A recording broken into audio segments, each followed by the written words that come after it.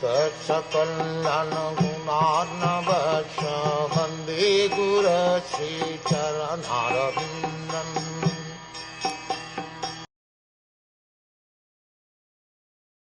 The eighth incarnation was King Rsabha, son of King Nabi and his wife Marudevi.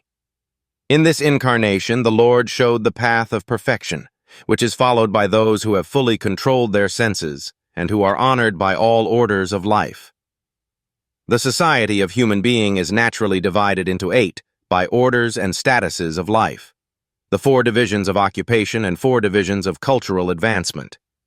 The intelligent class, the administrative class, the productive class, and the laborer class are the 4 divisions of occupation. And the student life, the householder's life, retired life, and renounced life are the 4 statuses of cultural advancement towards the path of spiritual realization. Out of these, the renounced order of life, or the order of sannyasa, is considered the highest of all, and a sannyasi is constitutionally the spiritual master for all the orders and divisions. In the sannyasa order also there are 4 stages of upliftment toward perfection. These stages are called Kutichaka, Bahudaka, Parivrajacharya, and Paramahamsa.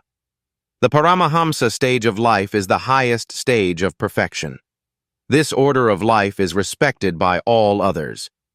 Maharaja Rsabha, the son of King Nabhi and Merudevi, was an incarnation of the Lord, and he instructed his sons to follow the path of perfection by tapasya, which sanctifies one's existence and enables one to attain the stage of spiritual happiness, which is eternal and ever-increasing.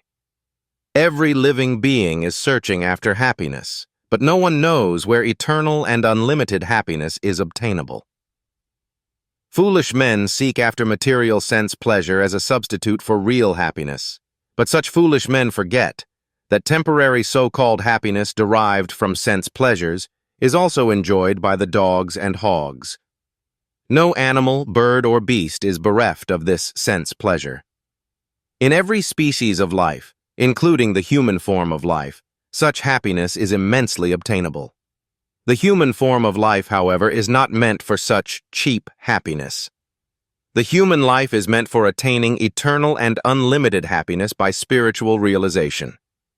This spiritual realization is obtained by tapasya, or undergoing voluntarily the path of penance and abstinence from material pleasure.